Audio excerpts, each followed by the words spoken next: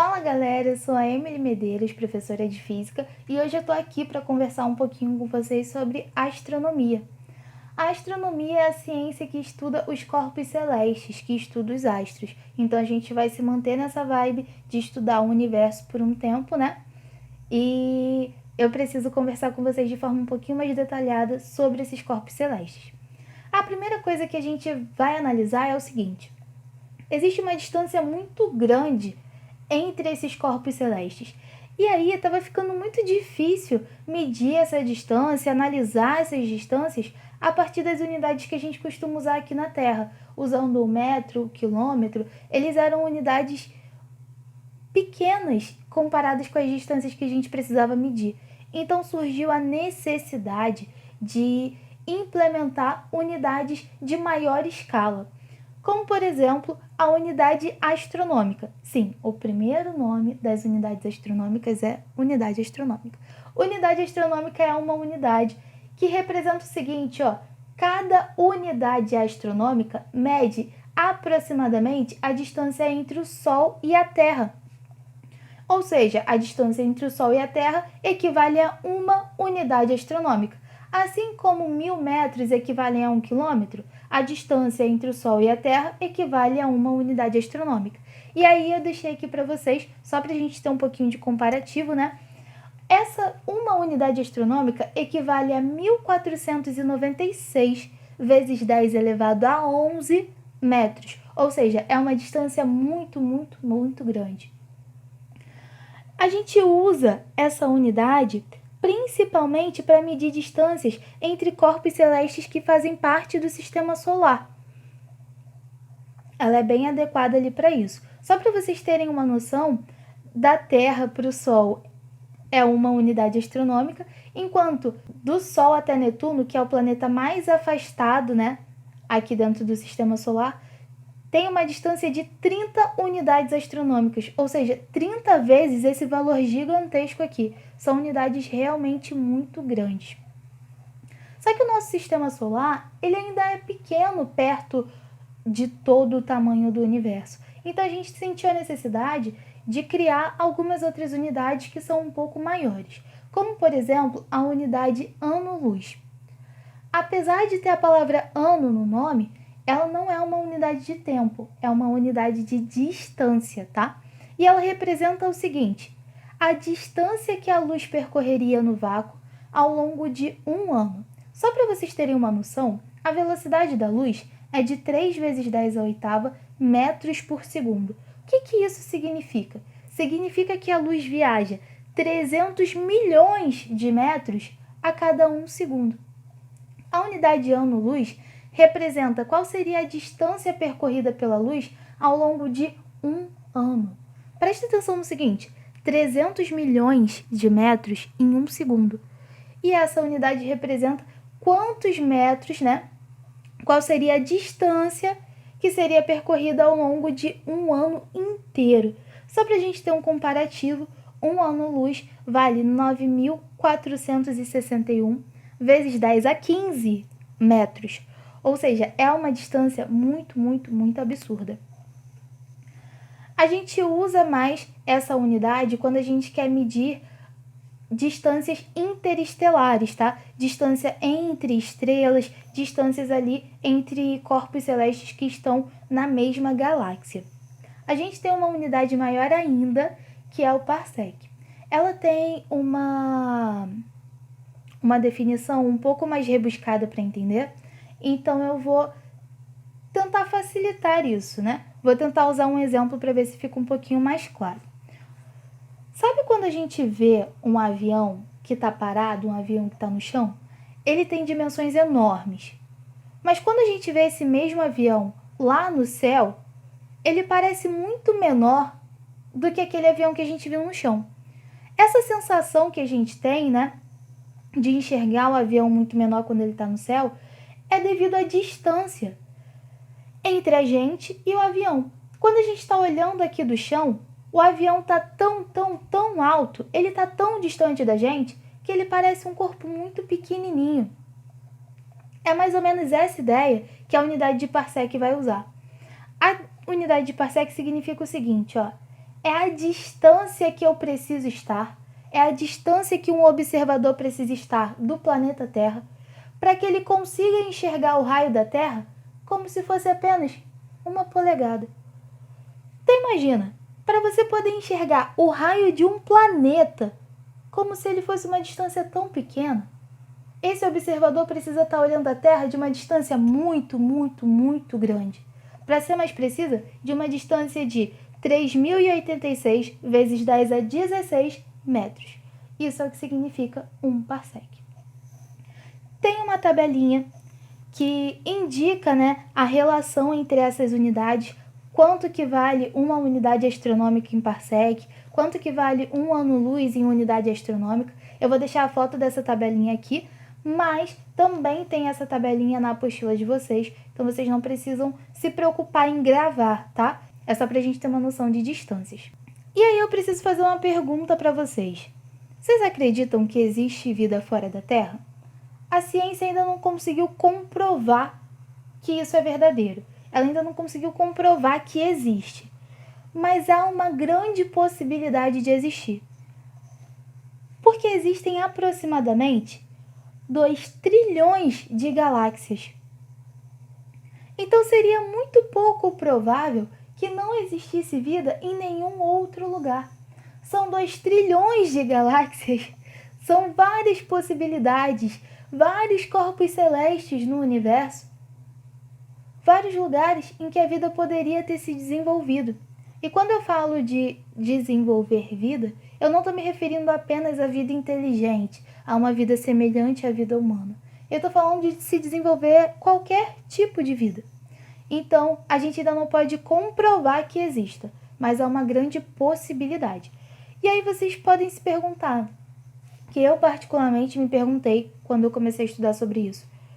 Tá, mas se tem essa possibilidade toda de existir vida, por que a gente não entra em contato com eles? Por que a gente não vai atrás de descobrir isso? Vamos lá. Essa comunicação não é tão fácil quanto parece, por 2 motivos principais. Primeiro, a distância entre os corpos celestes é uma distância absurda, como a gente acabou de ver. E o segundo motivo é que a velocidade da luz é uma velocidade finita. Apesar de ser um valor muito alto para a gente, esse valor perto dessas distâncias não é nada. Por exemplo, a luz demora aproximadamente 8 minutos para viajar do Sol até aqui na Terra. 8 minutos. Então, quando você olha para o céu e vê o raiozinho de luz, o que você está observando é um raiozinho de luz que saiu do Sol há 8 minutos atrás. Ele não está saindo nesse exato momento em que você observa. Isso aconteceu há 8 minutos atrás. Quando você olha para o céu, você enxerga uma luminosidade que está chegando aos seus olhos agora, mas ela saiu daquele corpo celeste há muito mais tempo. Ela não consegue chegar aqui instantaneamente, porque ela vai viajar uma distância muito grande.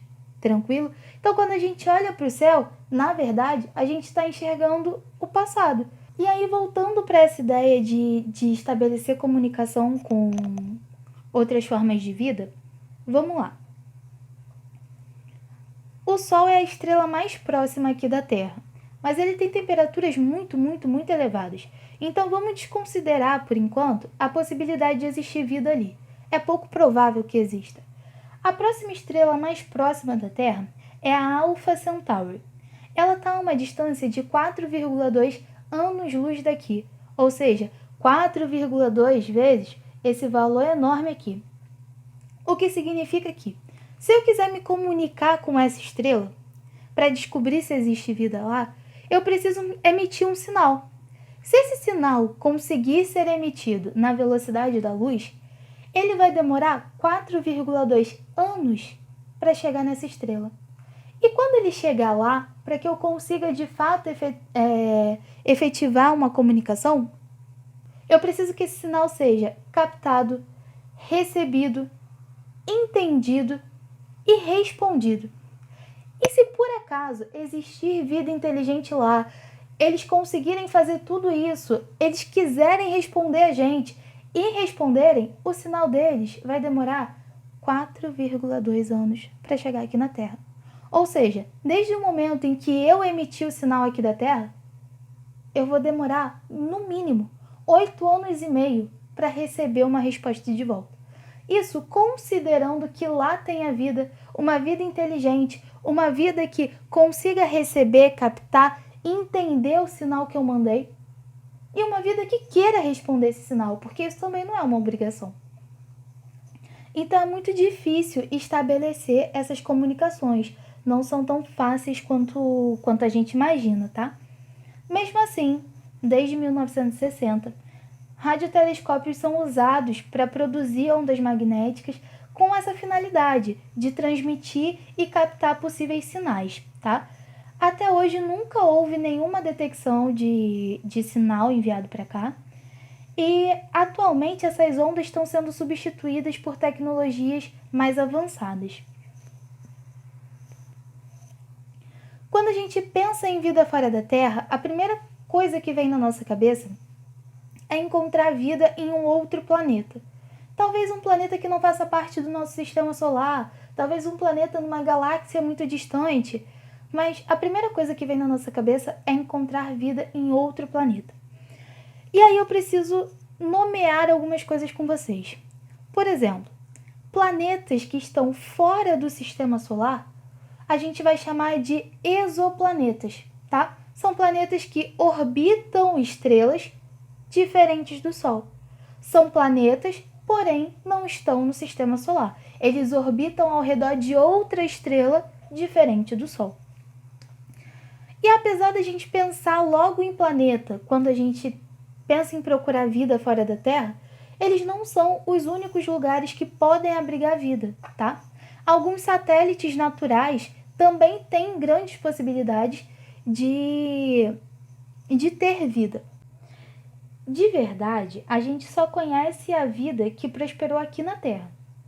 Então se torna muito importante estudar essa vida e como ela começou, para que a gente possa entender quais são as condições necessárias para que a vida exista, né? Pelo menos a vida da maneira que a gente conhece. O que levou a gente à maneira de vida que a gente conhece hoje.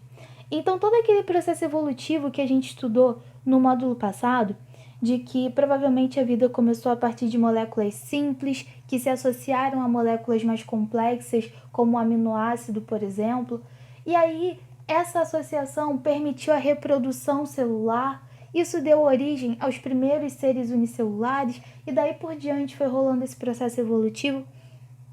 É muito importante o estudo disso para que a gente tenha uma orientação de como procurar vida, onde procurar vida, que condições foram essas que permitiram que a vida existisse aqui na Terra, para que eu possa procurar essas condições em outros lugares, tá?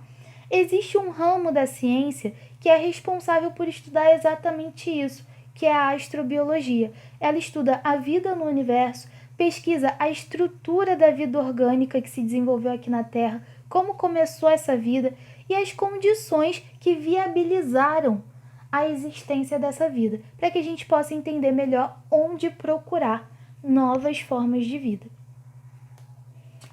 E aí eu queria comentar com vocês as 3 principais condições para que a vida exista, tá? Pelo menos a vida da maneira que a gente conhece, que é a maneira que prosperou aqui na Terra. A gente precisa que haja água,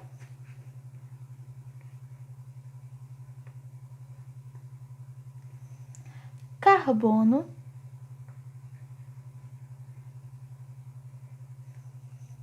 e condições favoráveis, como de temperatura, por exemplo.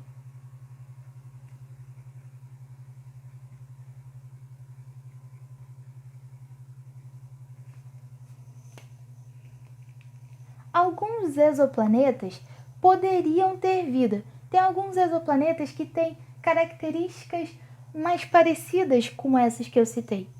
Como, por exemplo, Kepler 22b,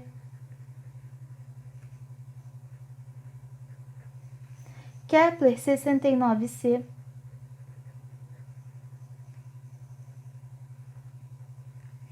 Kepler 452b, entre outros, tá? Tem vários que têm essa possibilidade.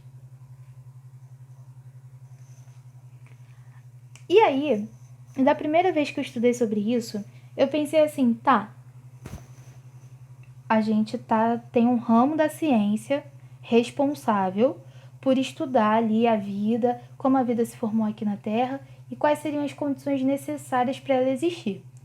A gente conhece essas condições. A gente conhece planetas que possivelmente poderiam ter vida. Por que a gente não foi lá procurar? O que acontece é que a gente foi procurar e a gente está procurando. Essas pesquisas estão rolando. Só para vocês terem uma noção, Kepler 22b foi encontrado, em 2011. Ele está a 620 anos-luz daqui. Então, se a gente conseguisse viajar na velocidade da luz, a gente demoraria 620 anos para chegar lá. Porém, ele foi descoberto em 2011, é algo bem recente. Kepler 69c foi descoberto em 2013. Ele está a 2.707 anos-luz daqui. Kepler 452b foi descoberto em 2015 e está a 1.402 anos-luz daqui. Então, essas pesquisas estão acontecendo. Estão procurando lugares que tenham essas condições, que a gente julga ser necessário para a existência da vida, pelo menos da vida da maneira que começou a ser formada aqui na Terra. E essas pesquisas estão acontecendo. Esses casos que eu citei, por exemplo, são casos muito recentes, são planetas que foram descobertos recentemente e essas pesquisas estão acontecendo, tá? Isso não é um assunto que está parado, que está fechado, que já acabou o estudo ali. Ainda tem muita coisa para ser estudada, para ser descoberta em relação a isso. Como eu já comentei com vocês, encontrar vida não é sinônimo de encontrar vida inteligente. Então, quando eu falo que a gente está buscando encontrar vida fora da Terra, é qualquer tipo de vida. A gente considera mais provável encontrarmos bactérias, porque aqui na Terra a gente tem bactérias extremamente resistentes. Tem algumas bactérias que conseguem viver na beira de vulcões, nas profundezas do oceano, em reatores nucleares. Então, existir vida em outro planeta não significa existir vida inteligente.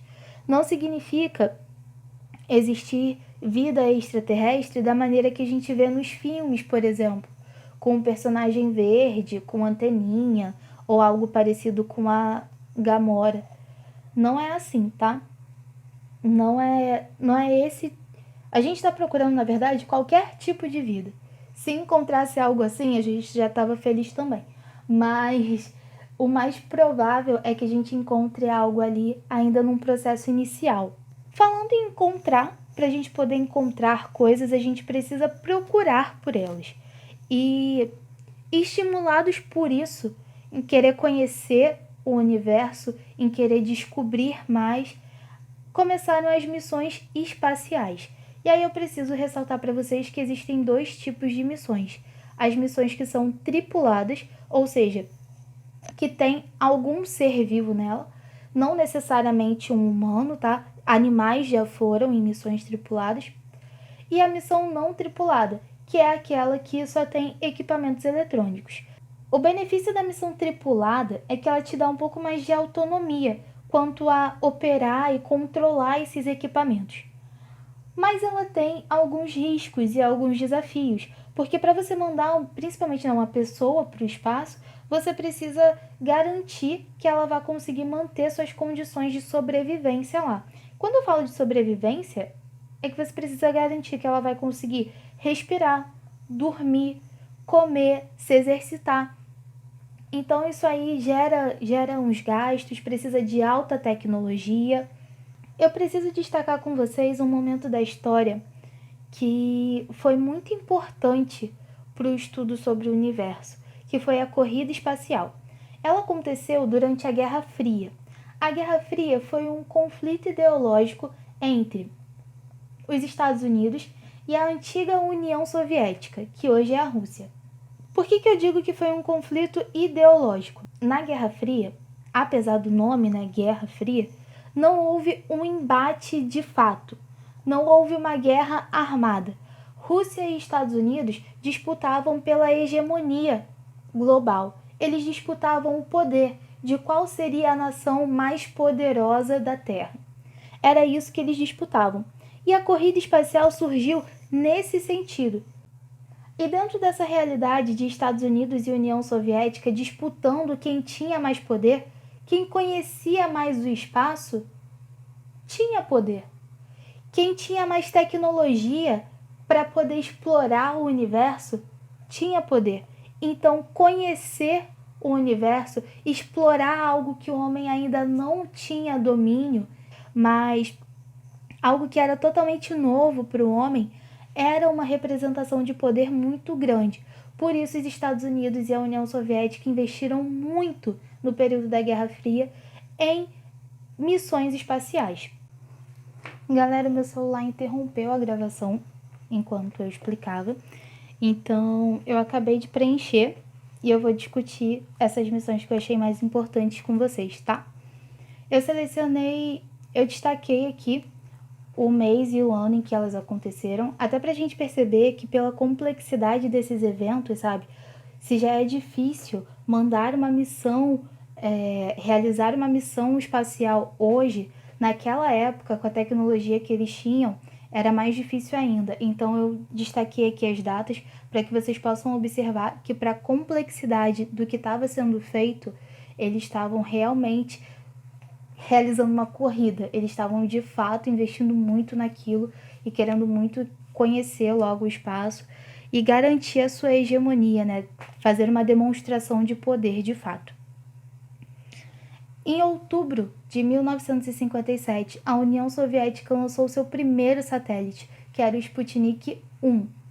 Logo em novembro do mesmo ano, eles lançaram o segundo satélite, o Sputnik 2, que foi uma missão tripulada por uma cachorrinha chamada Laika, tá?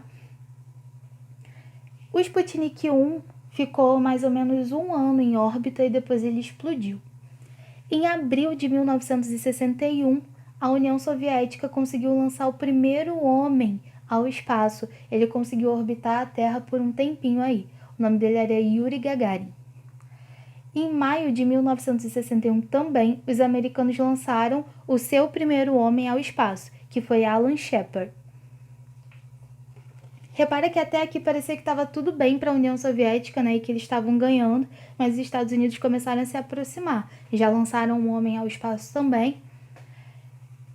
Em fevereiro de 62, eles lançaram o primeiro astronauta em órbita. E por que eu estou destacando que era um astronauta? Porque naquela época, Yuri Gagarin já tinha ficado em órbita por um tempinho, lá em 1961. Porém, naquela época, a União Soviética não usava o termo astronauta, eles usavam o termo cosmonauta, que era a mesma definição de astronauta, era a mesma profissão, porém, astronauta era usado pelos Estados Unidos, eles não queriam, usavam cosmonauta.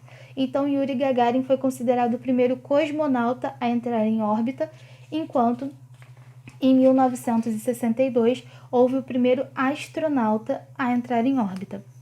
Em junho de 63, a primeira mulher foi lançada ao espaço. Ela conseguiu ficar em órbita por 71 horas. Esse foi um lançamento da União Soviética, o nome dela era Valentina.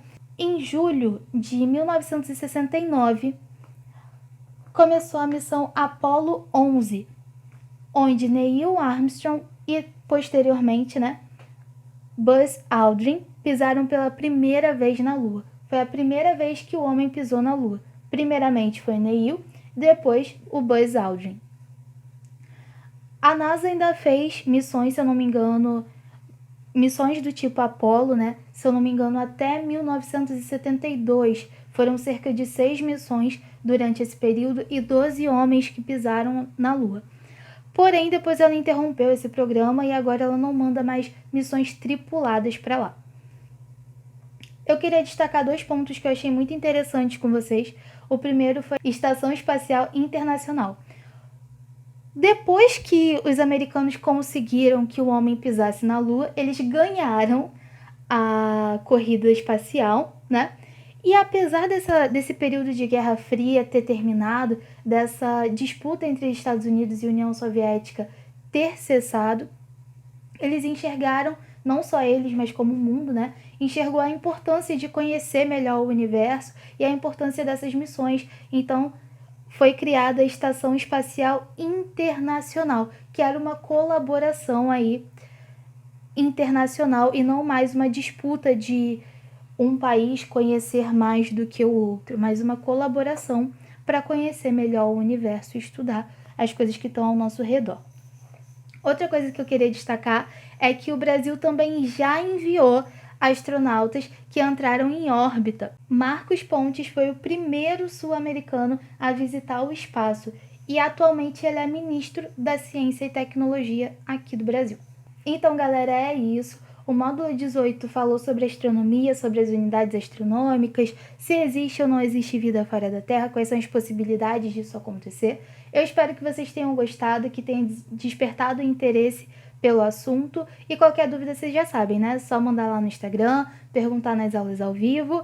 É isso. Um beijo e até a próxima!